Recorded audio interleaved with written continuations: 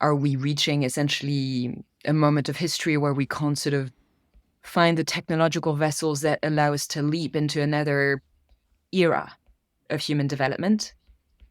And are those physical boundaries, those biophysical boundaries that we're hitting, are they going to question the way in which we deal with each other and with the sense of humanity that that we've tried over time to cultivate, including via certain sort of complex political systems? Hello and welcome to Planet Critical, the podcast for a world in crisis. My name is Rachel Donald. I'm a climate corruption journalist and your host. Every week I interview experts who are battling to save our planet. My guests are scientists, politicians, academics, journalists, and activists. They explain the complexities of the energy, economic, political, and cultural crises we face today, revealing what's really going on and what they think needs to be done. These are the stories of the big picture. Go to planetcritical.com to learn more and subscribe. My guest this week is Olivia Lazard. Olivia is a research fellow at Carnegie Europe. Her research focuses on the geopolitics of climate, the transition ushered by climate change, and the risks of conflict and fragility associated to climate change and environmental collapse. She's also an environmental peacemaking and meditation practitioner, with over 12 years of experience in the peacemaking sector at field and policy levels. I have been dying to speak with Olivia for months, and I was so thrilled when she agreed to an interview. This is just an awesome conversation. And it's the kind of conversation that I really think helps elucidate what is going on. We go from micro details with regards to mining and environmental impact to big picture thinking, systems change, even a spot of metaphysics. And essentially what we tease out is this human relationship to materiality and demateriality, and how a perverse relationship to both facilitates really violent systems. Olivia talks about the 5 steps in the Anthropocene and how violence increases with each step. And that's particularly worrying given the last one was nuclear. And this step that we're in is digitalization plus an energy transition. She speaks a lot about artificial intelligence, how it's being embedded into existing problematic systems, and the security risks it creates, especially in a resource-scarce world where we're seeing increasing resource wars and the drive towards an energy transition that is both energy blind and materials blind. We live in legacy systems of extraction and violence and appear to be doubling down on those systems, she says, seeking to use more and more energy in the name of progress, development, and even leaving the material world behind. We talk about the history of linear thinking and the role of science both in solving problems and perpetuating some. We talk about geoengineering, how it is being used to combat the effects of climate change rather than the drivers of climate change. We talk about the age of terror versus rationality, the role of religion in a dematerialized society. We talk about transhumanism, embodied politics, senses and sense-making, and above all, how humanity and reality is relational. That our intelligence depends on relationality, and that competition, which, as Olivia says, is at the heart of the balance of power, has not only created systems of rivalry, but rivalries of systems, which is tipping a planet that's already in crisis into even more danger. I hope you all enjoy the episode. If you do, please share it far and wide. And if you're loving the show, become a patron on Patreon or support Planet Critical with a paid subscription at planetcritical.com. By signing up, you'll get the Planet Critical newsletter inspired by each episode delivered straight to your inbox every week. You'll also have access to the wonderful Planet Critical community who are full of inspiring thoughts, ideas, critiques, and determination. The links are in the description box below. I'm so grateful to everyone who chooses to support the project. I'm a vehement believer in ad-free and open access content, so Planet Critical wouldn't exist without the direct support of the amazing community. Thank you so much to all of you who believe in Planet Critical and keep the project going every week. Olivia, it is such a pleasure to have you on the show. Thank you so much for joining me.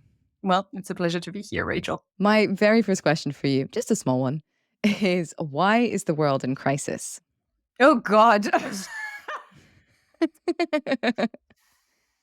Well, I mean, obviously, we all have our bit of answer to this, right? But I suppose I'll give an answer this morning, which comes on the back of research that I've been doing about the history of the Anthropocene. I was reading a book recently I'll find the name again for you because I'm terrible at remembering names. I just remember the content of books. By Simon L. Lewis and another author, Maslick, I think. They talk about the reality of the Anthropocene and the history of the Anthropocene. And what was interesting about their book, you may have heard essentially that there is a massive debate at the moment as to when the Anthropocene started, if it ever started in the first place as a geological era. And the Anthropocene Working Group recently sort of came to a conclusion that the official date for the start of the Anthropocene is somewhere around the 1960s, when we could observe essentially the fallout of nuclear sediments in a number of different areas around the world in the biosphere, right? Like the impact of human technological sort of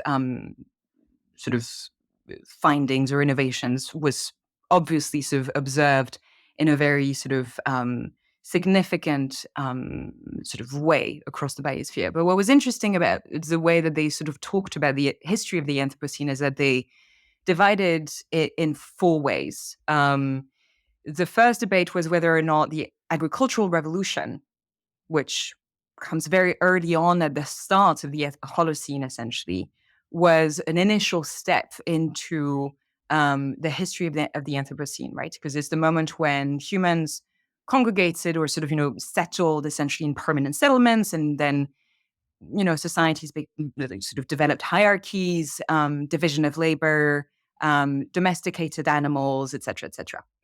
And then they talk about a second step, which is the era of colonial expansion and colonial discoveries, which led to what we call the Orbis spike in the 1610, I think, where again, we can see essentially sort of traces within the biosphere, data telling us, well, humans were there. Humans did something to the environment.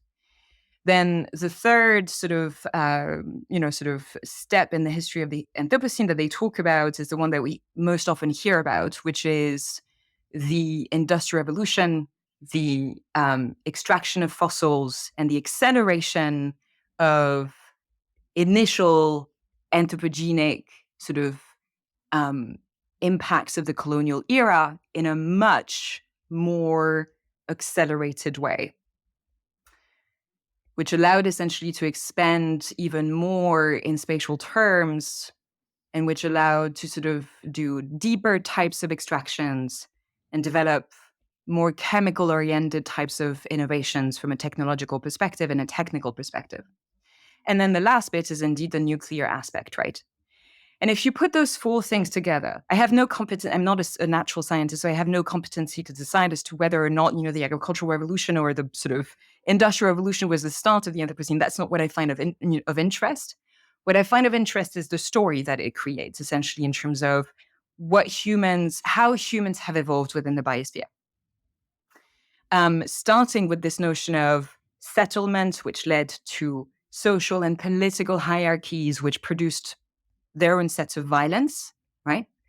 And then the sort of notion of, well, the colonial era was essentially led to an age of discoveries, starting from Europe, which is expanded into the Americas, the African continent, Asia, a number of different places. And it was underpinned essentially by political and geopolitical competition between different European empires, and which led essentially to this sort of escalation of tension. And we need more means to sustain that competition. And then we go and sort of fetch those means somewhere else.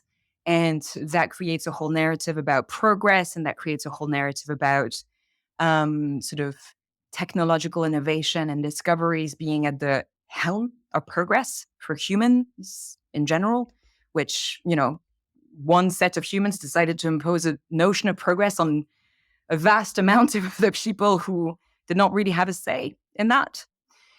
And then obviously the sort of, fossil extraction is the concentration of energy, this extraordinary discovery in the form of coal and gas and oil, which allows to do so much more in such little time.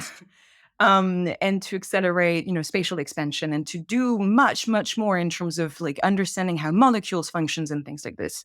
And then on the back of this, having a technological innovation which takes violence to a whole new level, and which sort of also couples violence to a certain extent with this narrative of innovation and progress. And it's very hard to disentangle everything, because at the end of the day, we've had some really extraordinary discoveries in the last 200 years from a scientific perspective, which have served human health and socioeconomic sort of improvements in a lot of different places.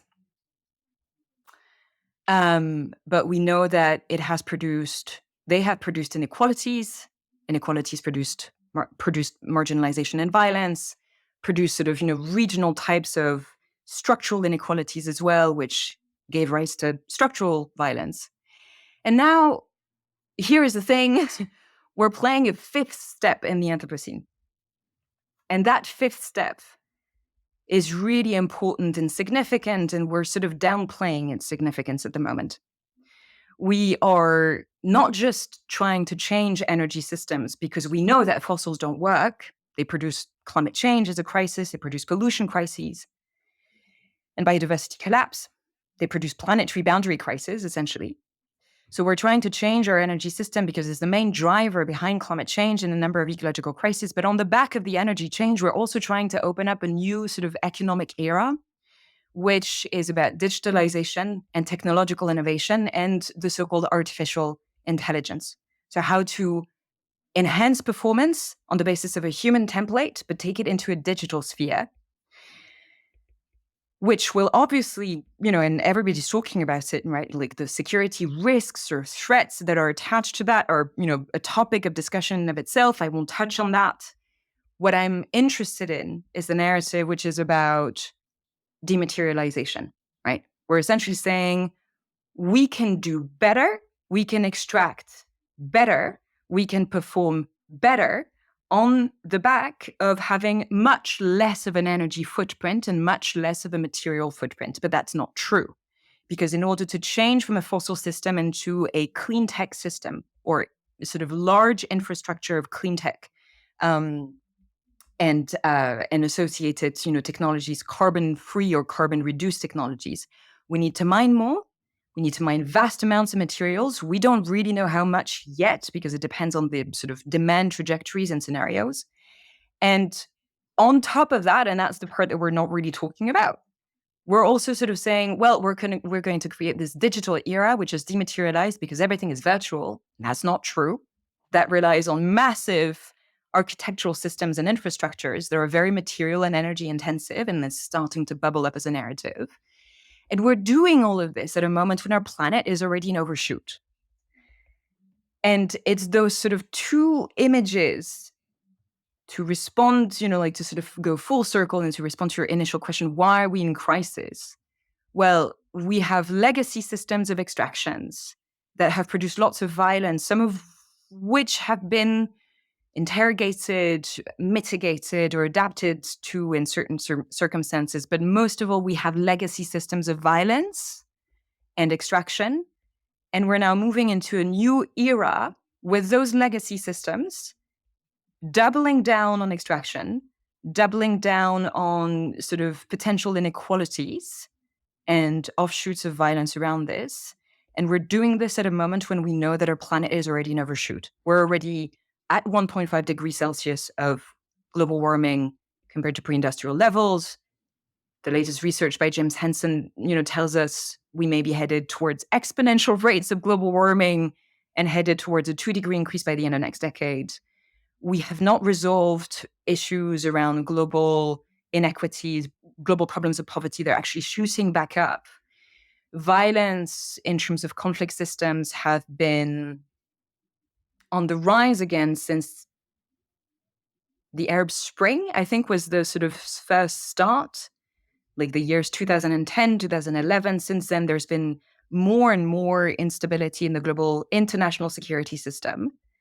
And we're now collecting both the results of those inequality systems in a number of different sort of crumbling of the international security order. We're having new resource wars, and in the middle of that, that means that we're still using more and more energy and not really taking care of the climate crisis. So all of this is stacking up in terms of risks and coming at us with full rage in terms of how it makes a lot of things crumble, including, what are the values that underpin international security system, which we thought were solid for a long time. And as it turns out, they're not. Fascinating. Thank you. What an extraordinary run through of the past 10,000 years, essentially. And a very particular and yet global view of what's going on with regards to the energy transition and materials and minerals. It's just as a kind of aside, it's something I find deeply frightening actually doing this work, and how little consensus there seems to be around the energy transition. And even how narrative gets weaponized within this space with regards to, we must all pick a story. A renewable future is a story that the mainstream can get behind. And thus we all need to kind of just push through any squabbles about what is actually material available and what would be good for the planet in order to just get there. And when we're looking at, mining set to increase by 60%, that's what the recent UN report said, and the catastrophic impacts that would have on our ecosystems, biodiversity, the climate, thus our food systems, et cetera, et cetera. It seems yet another kind of symptom of demateriality to be arguing that this is kind of, ultimately it's the narrative that's most important here. I think what I'd be quite keen to pull out from all of this, before we go into international security, which I really would like to with you, but if we can just touch on this connection here between violence, domination, and demateriality. Because even going back to the agricultural revolution and the settlement, and thus kind of like the defining the definition of land as certain parcels with regards to how we relate to them, and thus them becoming like a narrative, the enslavement of animals, which would have produced, a labor force, and thus kind of either elevates or reduces the material realm to the narrative realm, depending on, how you want to look at it. And where we lead up to today with this really wildly inaccurate sense that we can digitalize our economy and keep growing forever because it's a virtual thing and thus will not have a significant impact on the planet. There seems to be how do I put this? There seems to be a sense of like profanity running through the past 10,000 years, an unwillingness to kind of engage with this connection between like spirit and matter, and these things that are really, really present in indigenous wisdoms around the world. And yet something that physics is now only just beginning to grapple with in sort of the quantum realm that everything is kind of connected.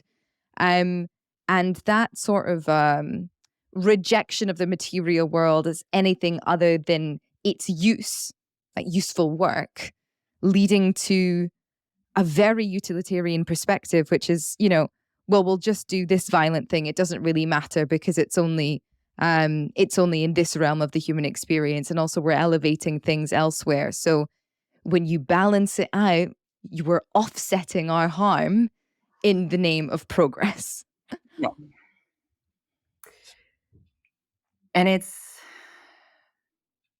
again, that's the part where I ask myself the same kind of questions as you do, because I'll give a very personal example. My dad is a vet. He reveres science. And I've grown up in that environment where science is essentially understanding the microscopic, the very sort of minute type of relationships, and how it gives us a window into a larger organization of the cosmos, almost, and planetary systems and sort of biology, physics, chemistry, everything. It's an extraordinary feat of human intelligence, and I think it's absolutely right to to talk about it this way. It's not the type of systemic intelligence that indeed, indigenous communities have at their core and in the way that they behave also between each other and with the ecosystems that they inhabit. But it is a product of human intelligence. And it's important to see the good results out of that. And in some ways, we've increased lifespans. We have understood health to be a key component of human dignity, and what it means to essentially sort of take the ability of human knowledge and human intelligence to exert itself in life, in the realm of life.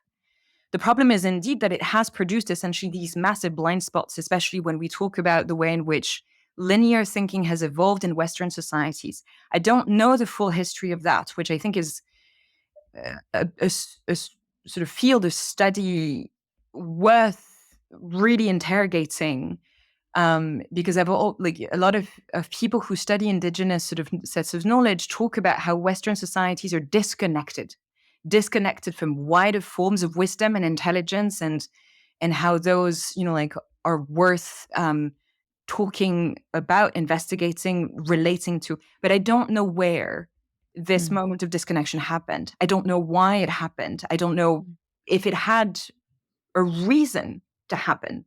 Because when we talk about the type of technological innovations that we tend to revere in Western societies and the sort of conventional sense of technical and technological progress,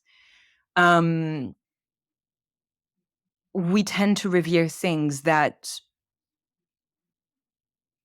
do not take into account in their design phase externalities. That's an economic theory, which we know very well about, but that's also just like an ecological one. In my research, for example, and this is why it's indeed, as you were saying, sort of a difficult topic of research. When you look at the 3 IPCC reports, there is the first one, which is the science of climate change. The second one is about adaptation. And the third one is about the economic case behind the energy transition and behind a number of climate-related transitions. Did you ever come across any IPCC report about the ecological costs of the energy transition? Yeah. No. And it's not to say that their work hasn't been extraordinary. It just means that there are some assumptions that produce themselves blind spots, and the blind spots can, because of the very thin margin or sort of space for maneuvering that we have for this energy transition, we cannot afford to discard externalities. We cannot afford to have a number of blind spots. It is a matter of absolute necessity to get all the dimensions of action right, including the ones that you don't necessarily sort of think of in the first place when you think through your lens of disciplinarity. Can be climate science, but then if it excludes potentially the biodiversity aspect or indigenous knowledge, then you sort of miss huge areas of questions which help to calibrate the wisdom of your recommended action even better. And that's still, like the sort of fundamental problems that we operate with in any type of action. Same thing, I was just telling you before we started recording that I work with Professor James Dyke from the University of Exeter. We partner on a number of projects. One of them is a research about geoengineering.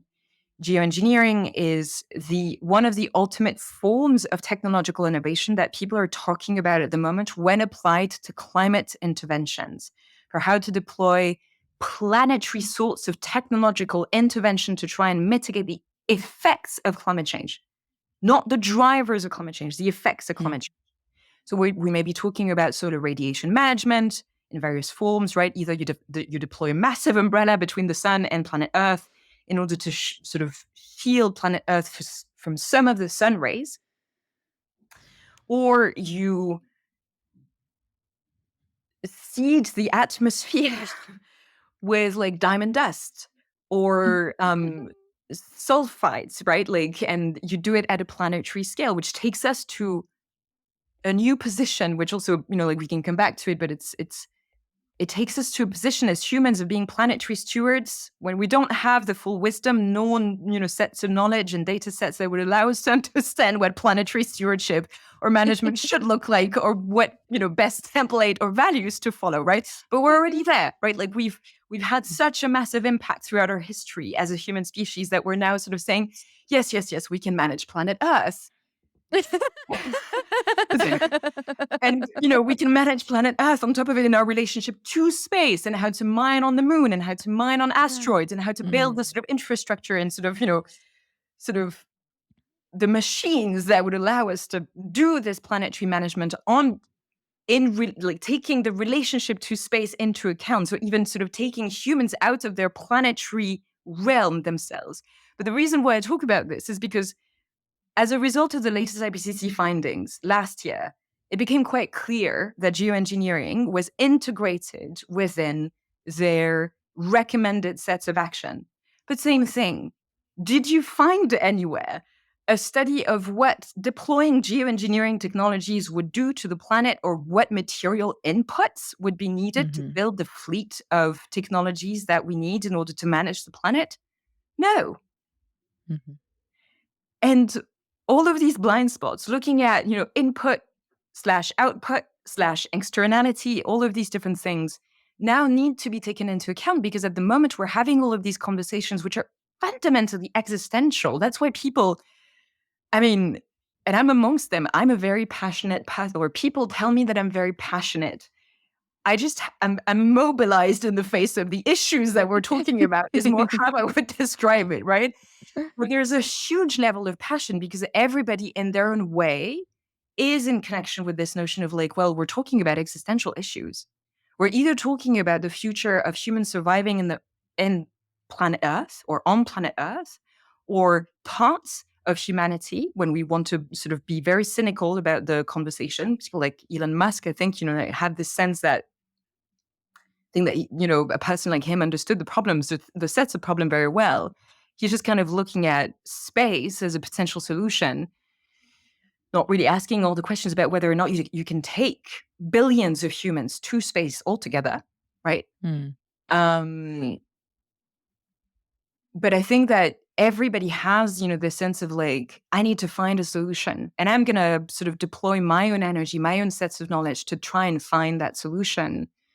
And I've decided to sort of focus on the sort of, in my own research, the part that is absolutely sort of horrendous in terms of how it rubs against everybody else's skin, to sort of say, yes, but look at this externality. Does it question the entire rationale for how we do things, at least partially? And therefore, how do we recalibrate the sets of recommended actions towards something that actually makes sense from a collective, humane, humanistic, and wise perspective? And how can we get that relationship between the nature part of humanity and the technological part of humanity right?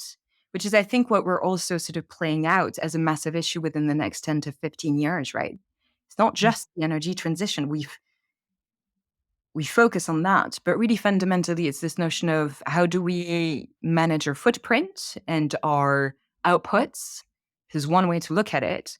And when we look at it this way, it's also how do we manage this notion of what is nature's place in our own nature as humans, and what is the place of technology as a way to enhance this nature. And we're kind of losing the plot at the moment in that conversation, because we're focusing on the enhancement part, which interestingly, and I'll end on that because I feel like we could just sort of go in so many different directions. But to go back to the whole aspect of domestication of animals as a way to sort of harness one specific type of energy. I was also reading recently Yuval Harari's Homo Deus, and he makes such an interesting point about some of the risks associated to the development of AI, which we tend to conceptualize as potentially an intelligence that goes even further than human intelligence. And if we want to have an inkling as to what the consequences may be for humans, we may need to look back at how humans have actually treated other types of intelligence already on the planet, including animals Mm, and including vegetation. And if we look mm, at the social hierarchy and the violence that we've produced, we may have actually a template, or, that's part of how he imagines things, right? It may actually serve as a template for how really advanced forms of artificial intelligence may treat humans. And that gives a completely different perspective on how we want to deal with violence when we start being mhm, on the receiving end of it. mm. That's so interesting, isn't it? Because at the moment, the conversation is kind of like, oh, it's coded for bias, careful about that. It's also probably going to be coded for violence, exactly as you say, because it's the ultimate dematerialized source of knowledge, isn't it? And thus, if you follow that hierarchy of, thinking that that rocks are dead and that plants don't have consciousness and that animals have consciousness, but they're not intelligent, and then that humans have consciousness and are intelligent, but they still have a body. So an AI would be the ultimate form of being in this hierarchical dematerialized system that we've created. Yeah, and they have a limited sense of intelligence, right? Like when it comes to understanding, for example, how to deal with resources, a lot of people will tell you, well, we can't do any type of behavioral change in societies. It's too hard, it's going to take too long, and nobody will agree because there are too many differences within the sort of human palette. So that's why we focus on technology. And technology is about how to deal with resources in a very efficient way Oh, please. because humans are limited in their ability to agree with one another and to be efficient and to be effective and to be wise. So we're going to delegate that to machines that are not looking at all the cultural differences or maybe looking at them, but doing, like dealing with them in a more sort of efficient way and are going to choose the optimal type of solution. But optimality is also a value proposition, which is that you don't Mhm, necessarily always know what the sort of assumptions underpinning optimality mhm, are, mhm, and who they're going to serve best and who they may not serve all that well, and whether or not they may produce indeed certain types of violence. And the whole question is mhm, how, that's also the worry that I have in my research. When you look at all the, when we go back on this history of the Anthropocene and the 4 steps, the the scope of violence, the possibility and potential for violence increased at every step mm,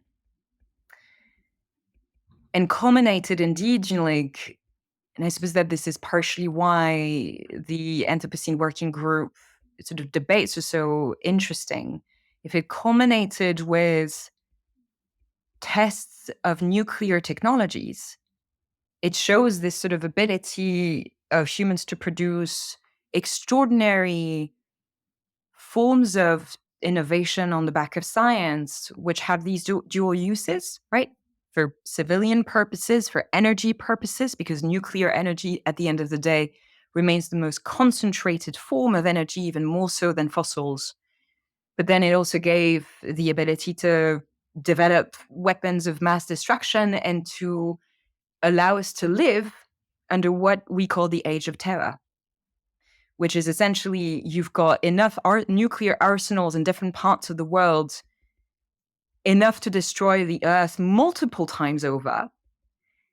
And what protects us is actually the terror induced by using those things, which calls on political leaders or societies to deal with reason as a precautionary principle. But that's very brittle. Yeah, I mean that doesn't sound like the best emotional math equation, using terror as the impetus to call on our rational thinking, because I'm pretty sure most, psychologists would tell you that terror would typically trigger a reduction in our, brain's capacity to respond to a situation. You're going from the rationality of the prefrontal cortex right back into the lizard, fight or flight response. And especially given what you were saying about this kind of, let's call it like a politics of demateriality, all it takes is for somebody whose religious fervor is connected with their political power, and we are seeing that more and more, to decide that it doesn't really matter if we destroy the earth many times over, because there's another realm where the good people, where the followers will be entitled to. And actually, that actually also deals with, with the scourge of everyone else who doesn't follow that line of thinking as well. Yes, I wonder about this. I have, some concerns about this as well, particularly like I wonder about the whole narrative about transhumanism, which indeed is at the core of this notion of dematerialization, right? But it takes it into another realm where essentially it's like how to be human without having a body. I think it was Zuckerberg who said, like, I want a world where I'm rid of the weight of my physicality. And again, so funny. It's somebody so skinny saying that. Right. And I mean, don't quote me on the exact wording. I think this what it, sort of, stuck in my mind, this notion of like the weight of physicality is such a strange thing, because to me, at least my experience of being human is having a body and having senses associated to that body is one of the most important ways in which I can experience the world. And experience my own relationship to the world and what it means, therefore, to develop my own sense of humanity, because it's an experience and it's never a set. At least for me, it's not a set. It's not something set in stone. It's something that is rich in learning throughout a life, right? And senses are so important to that. I mean, like, at the end of the day, I mean, like, not that I want to reduce it to something so simple as that, but I'm French. My sense of taste, my sense of gourmandise, we say, it's just fundamental to the way that I experience life, right? It's just like, take that away from me, and then all of a sudden, I'm just kind of like, but what's the point? And I'm sure that, like the likes of Zuckerberg will invent something that can somehow reproduce the feelings or some neurological connections as to what sensations and senses can create in terms of experience. But I'm not entirely sure I understand why we need to reproduce it when we have it as an innate mechanism in the first place. That indeed, and this is also part of the full comparison also between indigenous sets of knowledge and this sort of philosophy, which is now culminating in some kind of religion with transhumanism. The materiality, the physicality is just, it's a fundamental way of being, not just doing. It's a fundamental sort of component of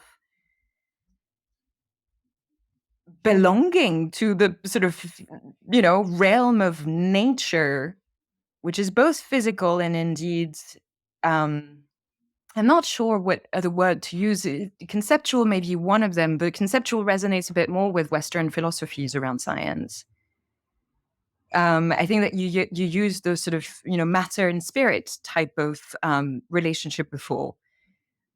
And I think that this is right, without necessarily ascribing a religious or dogmatic, sort of content to the word spirit. It's just like this notion that there's always more than physicality, actually. And it doesn't, if we can't see it or measure it, it doesn't mean that it's not there either. But also, it doesn't mean that we can access it without our materiality. Because exactly as you're saying, this is how we make sense of the word. And I'm so glad you've used that expression, because I've been sort of obsessed for the past week with this idea of making sense and things being sensed, and yet other things that we experience with our bodies being senseless. So we talk a lot about how violence is senseless because we can't make sense of it. And yet it is something that is fundamentally sensed. Even if you want to talk about political violence, such as oppression, or emotional violence, there are reactions in our nervous system. It's still a really, really embodied politics. And so I am particularly fascinated with Silicon Valley, which is kind of the apex, say, of the quest for demateriality, plus incredible energy use, plus consciousness. This obsession that they have towards it. They want to make sense of the world by losing their senses. I mean, how could we possibly? That is senseless. And this is an ultimate form of senseless violence. There will be a violence there, the severing of this attempt to understand spirit, the severing of the spirit from the materiality, into which I genuinely believe all meaning will fall. Because even though we are conceptual, as you're saying, even though we have this phenomenal capacity to reify concepts and language, which is part of the reason I think, why we're here, despite all of that, if you take away our tongues, how do we speak? If you take away our feeling, how do we know how to interpret the world? If you take away our capacity to feel warmth, to feel a hug, to feel laughter in our bellies, what is there left anymore to express, to experience? How is it that we connect into the world? Exactly as you're saying. And it's like, what is it like? I watched the film Mother the other night for the second time. Have you not seen it? Mother, exclamation point. I need to watch it. You do need to watch it. It's by Darren Aronofsky.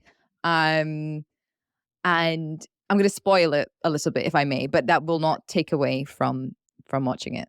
And it's meant to be about the environment. It's meant to be about planet Earth and possibly this other, this male patriarchal kind of creator God. And the tension is essentially between that she has made this home for him in which he is struggling to write. And she builds this huge home for them. She fills it. It's so welcoming. It's so beautiful. She works and she works and she works while he sits and sits and sits with a pen in his hand and can't produce anything. And then eventually she falls pregnant. And to cut a long story short, it's just not enough for him. So this life that is growing within her, that is their co-creation, is nothing for him compared to the proprietorial creation that he has over his poetry, essentially. And he chooses his poetry and his art, his words, and the impact that has on the world around him over this fundamentally kind of like collaborative, difficult to understand, but fundamentally like biological thing that they do together. And I, just to be clear, I'm not elevating the sense of, like biological co-creation, reproduction as like the ultimate thing of what humanity can do. But to me, it revealed this kind of, again, this sense of individualism and how perhaps like technological innovation, because obviously language, writing, that is also a technology. Yeah.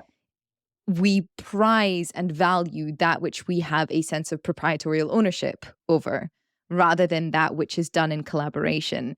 And so, this body that, we are born with, that we do not choose, is kind of this like ultimate anchor to a sense of collectivism and a sense of, I mean, for me, joy and empowerment and embodiedness, but perhaps for other people, a sense of disempowerment or lack of agency. Because you can choose your mind in as well, vaguely. But you can harness your mind, you can change your mind, you can weaponize your mind, you can update your mind. But your body is kind of, that's what you are born with. There's no choice there.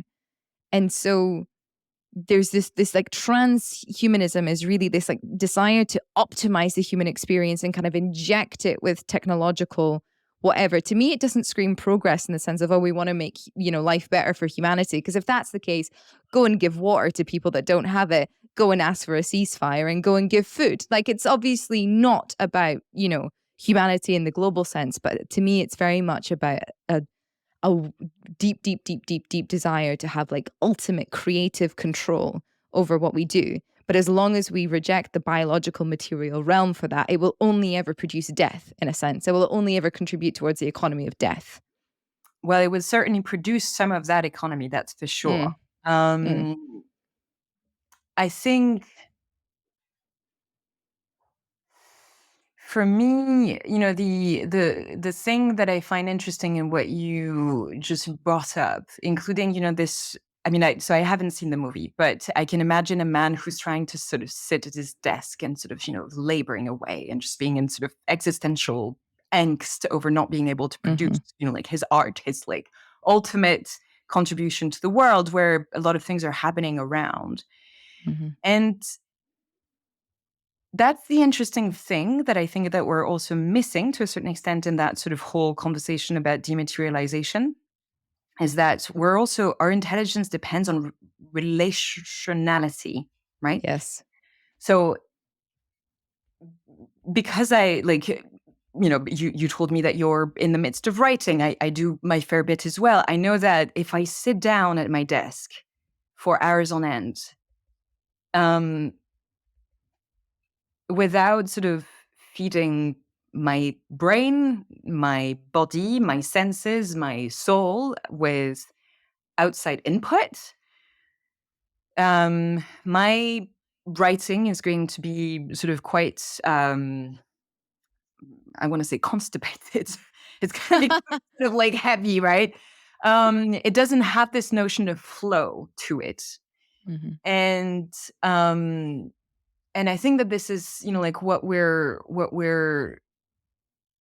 talking about in all of those sort of, topic that we're trying to address, like materiality and violence and sort of relationship to one another and stuff like this. We are so little aware of the fact that our own sense of intelligence is not an island. It is a relational possibility. We can only ever, grow more and more intelligent on the basis of, well, for example, the conversation that we're having right now, which I will come out of it more intelligent because of you, right? And I will probably sort of, come out of a day of working a lot healthier and a lot more inspired if I at least sort of, go and walk outside or that kind of thing. And it sounds very trivial to talk about it this way, but if you uh, extrapolate it to to very existential questions, it's still valid. I'll give this example of geoengineering again, right? Imagine a world where essentially we fail. You don't need to imagine it, we're in it. We're failing to mitigate climate change, and we're very quickly moving to considering the active deployment of planetary technologies. The planetary technologies, depending on which one you talk about, may end up actually sort of, in the worst case scenario, turning our skies white or some kind of gray, right? God. And if you think of this and you think of the story of art production and the history of mankind, paintings, poems, photography, anything that essentially appeals to the relationship between man or woman and mankind, humankind, and the sense of achievements, the sense of inspiration, the sense of beauty, it's actually profoundly related to the external environment that we relate to and that we measure ourselves against. Mm-hmm. This notion of, like flying was inspired because of a sense of freedom that we could imagine on the basis of how it would feel to be in the sky and to experience all of this realm that we don't know. And Da Vinci, sort of invented it on this basis, right? Like tried to go into his engineering part of his mind, which was only there because he had a dream which was projected onto the skies. Mm. And if you look at some of the most beautiful paintings in the story of humanity, a lot of paintings come with a lot of contrasts. If light is blocked at the entry point, which is the sky, which is, the relationship between the sun and the earth, you don't get a lot of contrast. in your environment, that means that you don't get a lot of contrast in your mind via your senses. It means that you're diminished and poorer for it, right? So I'm sort of like, I know that we're having a very sort of conceptual or sort of metaphysical conversation on the back of what it means to keep on using technologies almost to simplify the complexity that actually nourishes us. Mm-hmm.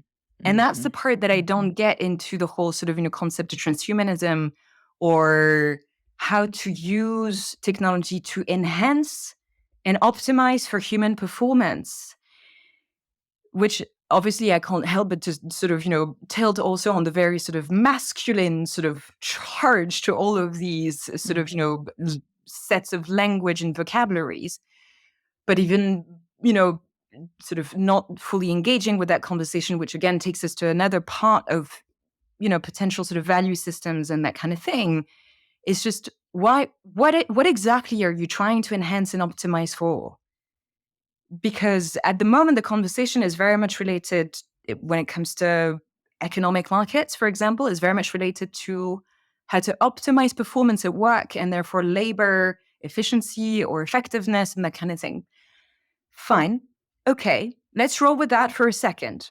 During the Industrial Revolution in the UK, when there were lots of changes happening as a result of the introduction of the steam engine and coal to sort of enhance textile sector performance and that kind of thing, what we realized was actually at the time that the notion of performance and the notion of progress needed to be embedded into social constructions, quite literally. There were a lot of labor capacity that was moving to cities. Cities were not optimized for that amount of people who were arriving. There were lots of health issues, lots of crime issues. And so all of a sudden, what the innovation that was needed was something about how to think through the templates of cities differently, how to think in terms of health as a ratio between the capacity that a human is able to give to their economic activity and how they can recover from that activity so as to sustain entire sectors, and how to have a relationship which is actually going to be based on this relationship. What you give is also what you're going to take and what you're going to receive in order to create a society that actually makes sense. And one of the things that was perfected over time, especially in the sort of this era of industrial revolution, is how you could indeed, on top of it, have societies which used economic performance to create societal projects that were considered to be ahead of progress. Progress understood in terms of a multidimensional sense of progress. Are we seeing that today with AI? I don't get this sense, right? It seems that some technologies can be applied to how to, again, do sort of resource efficiency and allocation better. Not just natural resource, but let's say in a hospital, how to sort of use specific sort of parts of the hospital and labor in the hospital better. But it's essentially applying efficiency measures to a system which is, again, already an overshoot. So what we're trying to do is just fundamentally extract more, and I'm not entirely sure how this is redistributed into a system that needs to be transformed, because a new technology is coming in and is transforming the mental, physical, and sort of conceptual landscape of what it means to be human and how to interact amongst humans and between humans and their wider environment. That's the conversation that I'm missing. At the moment, we're just kind of blindly going into a vastly competitive conversation, which is applied from one sector to the other, which pits certain parts of labor forces one against the other. And if you extrapolate it again, to international security realms, it's how to have a race to the best technologies and the most transformative technologies from one country to the other, which actually creates a race to the bottom because there are no safeguards and railguards on how technologies are going to what they're going to be used for. But on top of it, we have no regard whatsoever on what this competition will create in terms of resource scrambling, which is where you find the equation at the moment where violence is likely to come in most quickly and with most impact, because the resource base is already very poor and the planetary carrying capacity is so small that it cannot actually support what we're calling now the fourth industrial revolution.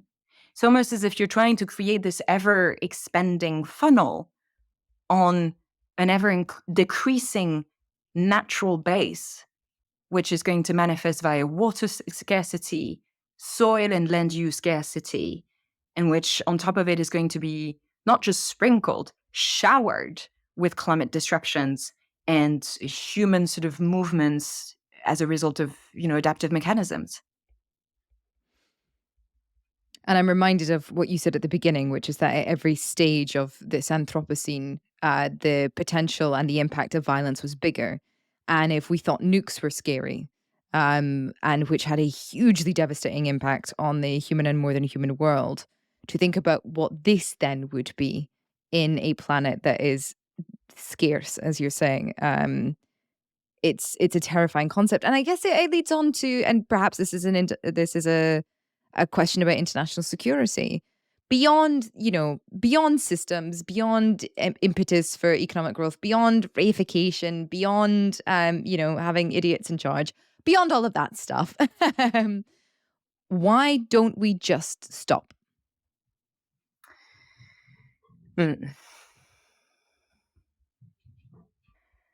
Because competition is at the heart of the balance of power. And balance of power is something organic. It changes over time. It changes across eras. And countries or societies that have momentary upper hands or lose in the balance of power try to sort of regain or impose their societal templates, very often via means of control and means of extraction, which are doubled down. And that usually leads to, well, very intense competitions around values, around more value systems, around what are the rules that underpin global international security systems, who do they serve, and whether or not there can be enough of a sort of equalized, not equal, but sort of relative balance of power to try and sort of see whether or not to build an inclusive international security system. And at the moment, and again, it goes back to the whole point of having a sort of planet in crisis, and what's playing out in this planet in crisis. The whole sort of technological conversation, digitalization, new fourth industrial revolution is essentially the sign of a new system, systems of rivalries and rivalries of systems, which produce competition and which produce material extraction. And this is what produces resource scrambling. It's a pattern of the past. We keep on repeating it. And in some ways, it's very, again, there is an element which is difficult, right? Because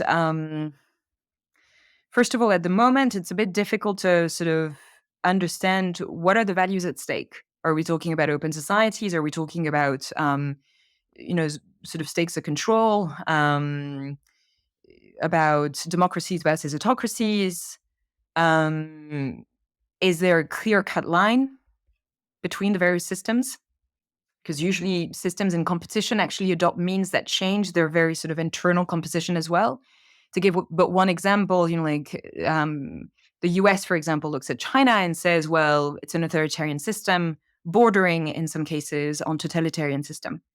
And it is a system of control which essentially sort of decides to reduce or diminish or prohibit individual liberties and societal freedoms on account of economic performance and potential sort of, technological or techno-enabled forms of control at the highest level, at the sort of central level, the Chinese Communist Party.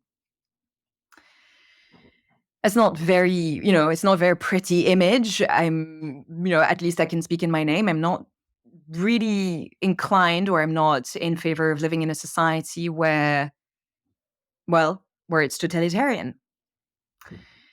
Especially, when we look at, and particularly sort of looking into the social credit system in China at the moment, I find it disturbing. But if you look at the US, so it's, a country which is a global superpower on many accounts, um, which stands, which has a narrative standing up for freedoms and democracy. When you look at the state of democracy in the US at the moment, there are legitimate questions to ask. You don't need to be, Mr. Putin or Mr. Xi to sort of look at what's happening and be like, are you sure that this is the system that you want to defend? Mm. But it's not just that. It's also, when you look at the model essentially around technological actors, they're from the private sector. They talk a lot about, new forms of discoveries and conquest, the spatial conquest, and sort of, like this notion of techno optimization, mostly for economic performance and that kind of thing. And then talking about this sort of grand new era of human potential. But in reality, the kind of technologies that they're also sort of developing have some impacts, have some sort of results, which very well, may be ascribed to techno-controlled or techno-enabled societies, which at the end of the day, when you place them in a system of competition, where it's not exactly mean what ends you're defending, and therefore what means you're willing to use, and how far you're willing to push those means, you don't exactly know where the danger comes from. Is it going to be essentially the means that create societies that may, for example, return to new forms of totalitarianism? Are they going to come from China? Or are they going to come from actors that essentially claim to fight the Chinese model and to protect civil liberties or political liberties? All of this is just, and that's the part that I find particularly worrying, and which is a sign again of, we're in a transition period. It's not just an energy transition period. It's not just a digital transition period. It is a geopolitical transition. It is a societal transition. It is a values transition. And it is a sort of relational transition. And when it's relational in terms of our relationship to nature, our relationship to technology, our relationship to each other, our relationship to ourselves, when you sprinkle that conversation about transhumanism on top of it. So with this question, where are we headed? I think that we need to ask ourselves the question of how do we build peace on the back of all of these transitions? How do we question what peace is made of today? What it needs to be made of tomorrow, because as we hit the 1.5 threshold, as we accelerate towards the 2-degree threshold, we are entering unknown territory. Scientists are asking a lot of questions as to what that will mean in terms of a safe space for humanity, if it exists, and if it exists, what it is made of. And that means that a number of stuff that have underpinned this notion of international security and peace systems in the last 80 years have to transition themselves. And that is, I think, the question that at least I don't see a lot of people sort of picking up on this dimension of what we're up against. Um, we still look at all of these transitions from a very technical perspective. But in fact, we're going through a massive set of transformations. Um, and we will only come out on the other side of these transformations with a sense of, I think, humanity, as we were talking about it in the last hour and something. By asking these questions of what do we do collectively to face these challenges. And obviously, as we're going, the difficulty at the moment is that as we're going through these transitions, and as the notion of power and the balance of power is being sort of recast, questioned,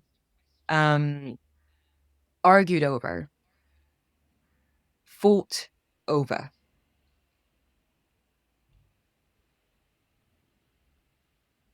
we don't we don't have a lot of sense of collective. And this is what is at stake for how we come out on the other side. So the next, let's say, 10 to 15 years, which is essentially the period that we have to sort of redesign supply chains that will sort of, take us on the other side of this energy system to try and sort of, put fossils back where they belong in, historical and geological strata. And in human history, well, those 10 to 15 years are essentially like along the supply chains for critical minerals that will create the backbone for the next energy architecture. This is how we will sort of negotiate the future of peace, the future of international security. And this is why so many tensions are coming to the fore at the moment. It's a lot of things which are being renegotiated, questioned, and argued over. And are any of these conversations fruitful, or is there still a general assumption that if competition is at the heart of the balance of power, as you said earlier, then it is nobody wants to perform heart surgery on that balance of power? Heart surgery, like it's more, in my view, that's more that the heart surgery is being performed, but not every surgeon argues on the course of action in the room. So it's more that we risk essentially competition at the moment between a number of global superpowers or middle powers is leading to a massive risk of resource scrambling. And the resource scrambling is coming up in many different conversations, right? Like it's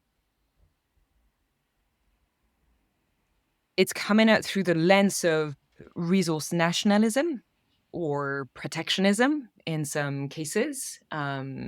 You can see it, for example, in the European Union and the US that are trying to sort of de-risk. It's not about decoupling from China anymore, which holds a lot of monopoly or at least dominance over a number of critical supply chains, starting from extraction, but also sort of massively over processing and then sort of deploying those massive technologies that risk sort of crashing certain key sectors that are considered to be really important for the political economies of certain countries, from Germany to, the US and others. And so it's not about decoupling anymore because that's virtually quasi impossible. It's about de-risking, and de-risking is about diversification. So you look essentially at how to create new relationships between, well, if I look at the EU has struck a number of strategic partnerships with countries like Kazakhstan, Namibia, the Democratic Republic of the Congo, Rwanda, Chile, is questioning also, like the sort of content of trade partnerships with countries in Latin America or with Central Asian countries. But the thing that I find a little bit disconcerting at the moment is that supply chains are really seen primarily and quite in a shadow way through industrial and energy security prisms. For both, like the demand countries, so in the case of the EU or the US or Canada, or in for sort of mitigation providers or suppliers of critical minerals in countries like Namibia. So it's really still sort of looking at, let's use those supply chains to diversify from an economic perspective, from an energy perspective, to try and sort of de-risk global supply chains from over dominance of one actor, because we can roll with interdependency. We cannot roll with over dominance or dependency, full point. But the problem is that we're not yet really thinking about how to use the redesigning of supply chains for multiple sort of outputs on security, multiple gains on security. I'll give an example. Namibia is a country which is quite water vulnerable, which is climate vulnerable, which has an energy system that does not serve all of its citizens just yet. which suffers in some circumstances from high levels of poverty in certain pockets of populations. You can argue essentially that Namibia, wanting to position itself as a forefront actor of the green economy for hydrogen, for critical minerals, for all of these different things, that, well, the countries that essentially are interested in Namibia should essentially sort of create an offer that goes beyond just extraction, right? And looks at, for example, regeneration methodologies to accompany extraction, because otherwise water resources may be compromised even more as part of the extractive sort of process. And then it's about how to participate and contribute to the development of grids in Namibia that also connect with South Africa and with the region, that try to essentially sort of give birth to a bioregional specialization in energy rather than on the basis of primary materials and economic diversification, right? We need to now look not just at the availability of resources, but what those resources are part of in terms of the regional climate system, the natural resource system, and how to sort of create a balance between all of this. And then there is obviously all the question about how to support different types of trade relationships with countries like Namibia, but for that matter, with every country around the world. And whether or not the pace and content of trade relationships will stand the test of the climate disruptions that are coming at us at a raging pace. When I was in Chile, typically Chile is a country that relies on critical minerals, particularly copper and lithium, as export commodities. It also relies on agriculture, particularly around vineyards. It relies on timber. It relies on salmon fisheries, right?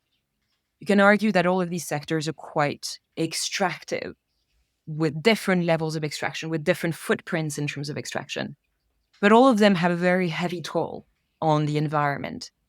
Chile is a country that is water challenged, particularly in the high north, that is going to be climate challenged as a result of, wildfires and droughts and that kind of thing.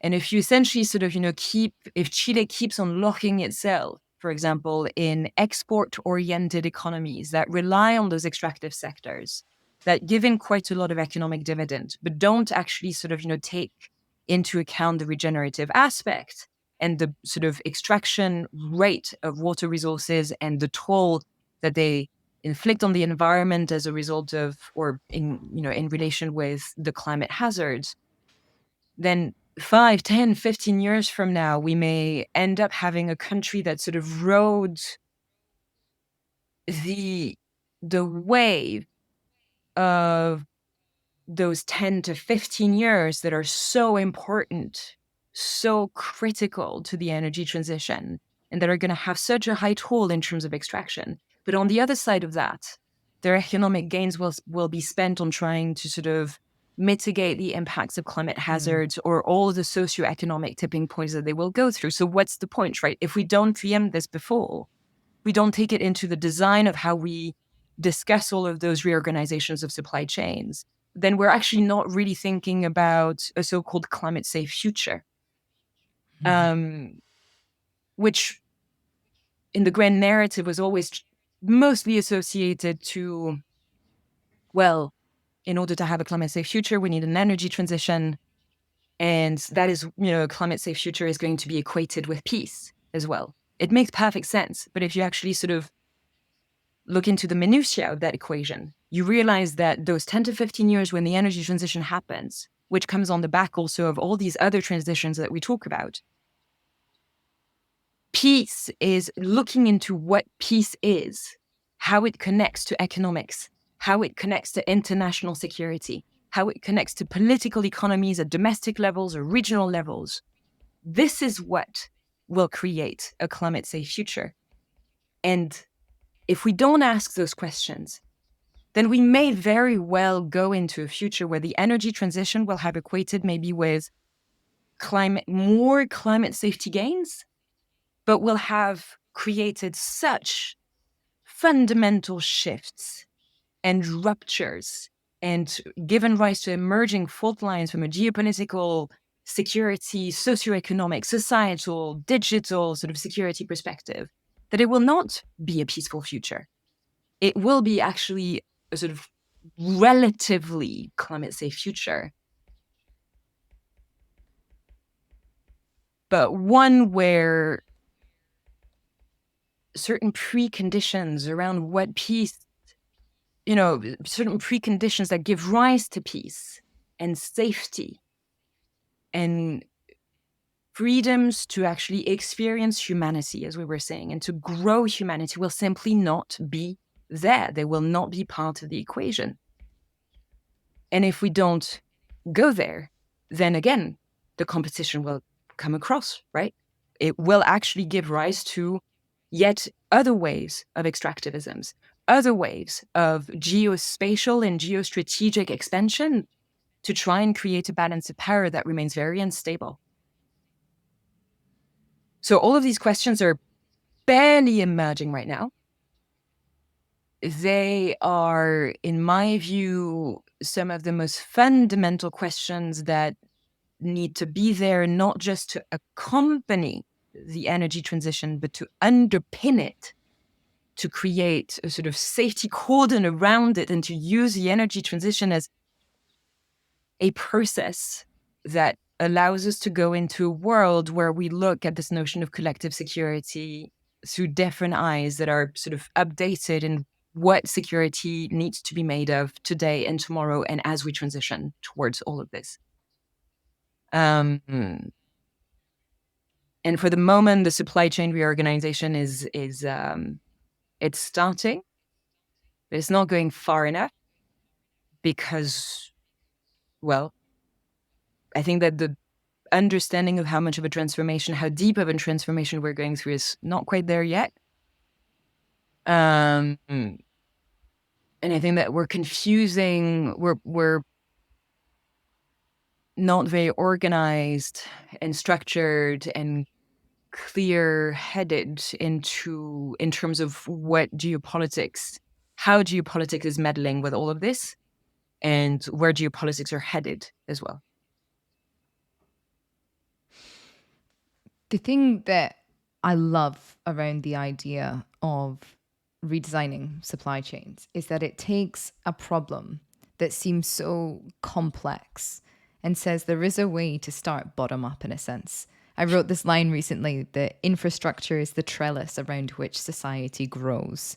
We don't have to start with these huge concepts of what a global economy would necessarily look like, or what a global politics would look like, or even what a climate safe, like a conceptually climate safe environment would look like, peace even, but designing our infrastructure differently so that we can respond to our environment and grow a new environment. It suddenly makes these things seem more feasible, both with regards to taking a lot of action very quickly, but also with being able to have conversations and agree with one another and understand one another. Yes, and what I love about the way that you look at it is that it starts by asking the right questions. And it's about asking those questions of what does security look like in a country like Namibia? I keep on saying this, for example, in the various forums where I go at the moment in Europe, where they're all about saying, we want to de-risk. And I was like, great. Ask what de-risking means for the supply countries, not just for countries in Europe or in the US or anywhere else, which are essentially the energy-intensive countries or industry-intensive countries in terms of output and economic performance. And then by asking those questions and looking at, well, here we need more climate security sort of activities or sort of, resilience beefing up. Here we need to pay more attention to water. Here we need to pay attention to sort of issues around inequality, more socioeconomic types of policies. How do we go about doing, sort of interventions that help to essentially sort of build up climate adaptation potential and therefore climate security overall? How do we build this bioregional specialization, these links between different neighbors in different regions that will be on the receiving end of different types of disruptions? And then all of a sudden you can have a conversation about, well, what are the things that China can contribute to, that the US can contribute to, that EU countries can contribute to, that Saudi Arabia, Turkey, India, Russia can contribute to. And by creating those sort of, ecosystems of collective reciprocity, or even just, mutual sort of build-up, right? I don't think, for example, at the moment that a country like France would necessarily sort of want to sort of have discussions in certain countries with Russia, let's say. But you can have parallel types of sort of, like formulas where over time what emerges is something that creates by process more stability, and therefore more ability to sort of, create this notion of what is the coexistence. That said, and I mean, like, this is the part where we would need another like 3 hours to discuss the ins and outs of what I'm about to say. But the people who will listen to the podcast that we're recording, I suspect, are people who are quite aware that because we are hitting biophysical limits, we have a time risk. I was talking, for example, to a person yesterday who does studies on deep sea ecology and who looks at the issues around deep sea mining, right? Who tries to collect data about what happens in ecosystems that are so little known to humanity. He was telling me, well, we know that deep sea ecosystems are going to be just so greatly impacted by climate change 6 to 10 years maximum from now. 6 to 10 years is a very little amount of time to think about how to redesign an international sort of security system or collective security system or that kind of thing. So we have to, like, we can't sort of, every question comes in its due time, but there are some questions that we need to preempt at the moment because of the sort of time risk component that climate change brings about. So I still hold the view that the bottom-up approach that you're talking about, and sort of striking the bottom-up approach with a good understanding of the questions that you need to ask and what you need to accompany sort of, supply chain redesign with in terms of interventions, in terms of offers, in terms of like large sort of, multidimensional offers and competitivity. All of this needs to happen. It needs to be nudged, it needs to be accelerated. But we may quickly come to a moment of history where we need to table the question as to whether or not we need to have international negotiations over the use of energy and the sort of rate of material extraction. Something different than what is currently taking place in COPs, for example, climate-related COPs, which are about negotiations over how fast and how to reduce greenhouse gas emissions, but which produce essentially ambition plans that are simply not in line with the urgency of climate change by now. It's too early to ask this question. I table it now because I know that, when I look at all the stakes that we have to look at, it keeps on being something that, sort of comes back very quickly in the analysis. And which we don't really have a template for in the history of humanity, because energy has always been a sovereign competency. It's actually the way in which you can deliver on political economic gains and on this notion of balance of power. And it's sort of, looking at the problems that we've been discussing almost from the flip side, right? Looking at the role of energy in providing welfare, but also being at the heart of really important competitions, which can produce violence, which can produce global structural inequalities, as we've talked about. and forms of structural violence. And we now have to look at it in the sense of energy not just providing welfare, but indeed producing risks of a global scale, which are questioning how to do welfare, how to do stability, how to do security. And, to sort of loop it back up, a lot of people are saying, well, geoengineering, right? It's going to be this thing of we can't expect humanity to discuss something that has never really been discussed in the past 5,000, 8,000 years. And so it's going to be easier to resort to technological fixes or research that may lead us to another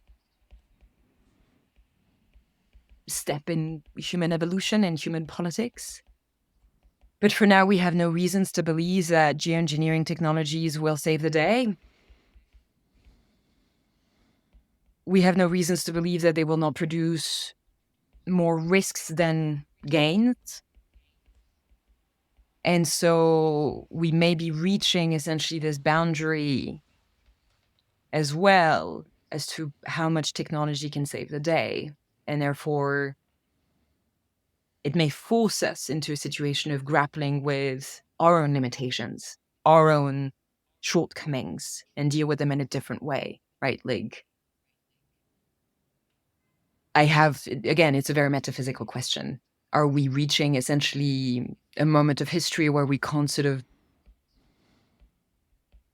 find the technological vessels that allow us to leap into another era of human development? And are those physical boundaries, those biophysical boundaries that we're hitting, are they going to question the way in which we deal with each other and with the sense of humanity that we've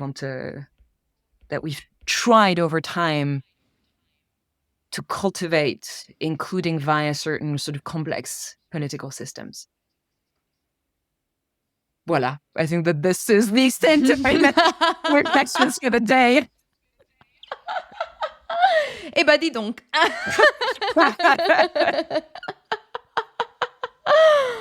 Olivia, Yeah. I mean, wow. What a tour. The A to Z and whatever else is on the other axis. That felt like a very three-dimensional conversation. Thank you so much. It was such a joy speaking with you. Absolutely. My final question for you is, who would you like to platform?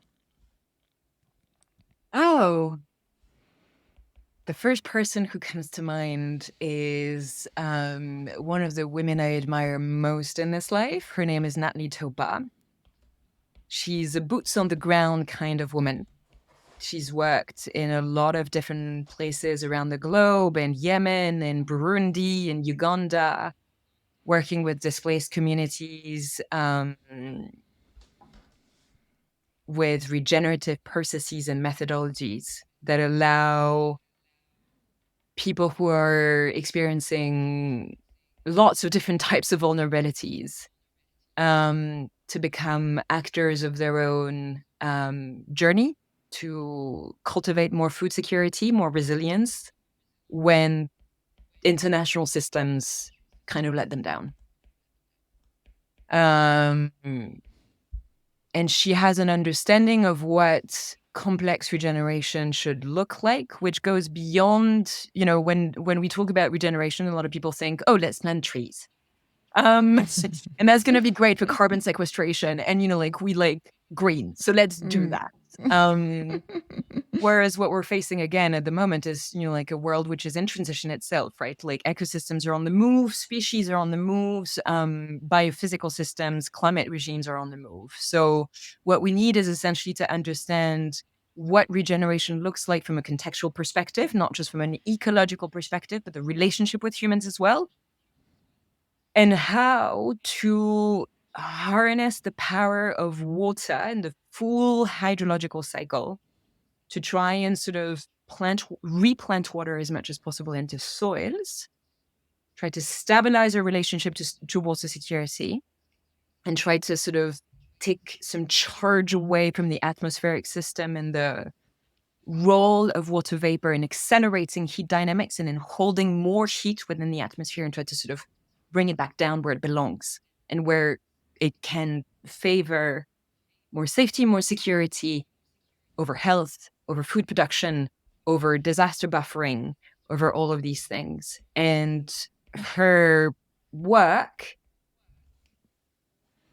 has inspired me in a lot of ways to think of complex regeneration at a more planetary scale, and to try and sort of counter this current sort of technoplanetary management type of vision via geoengineering, right? I think that we will have to evolve over time to this notion of planetary management, but cultivating different forms of wisdom, as we were saying, different forms of intelligence, different forms of data, different forms of relationship to each other and to the land, needs to be at the very sort of foundation of how we do some kind or some form or shape of planetary management. And her work sort of gives birth to the beginning of this reflection. Amazing. I cannot wait to speak with her. Olivia, thank you so much for today, for your time, for your words, and for your work. This was truly exceptional. Thank you, Rachel. Talk to you soon. If you want to learn more, I've put links to everything in the description box below. Remember to subscribe to the channel if you're new here, and share the episode if you enjoyed it. To support the show, subscribe at planetcritical.com, where you can read the weekly newsletter inspired by each interview. You can also become a Planet Critical patron. All links are in the description box below. As always, my deepest thanks to that community. Planet Critical wouldn't exist without your support. Thank you everyone for listening and for coming on this journey together.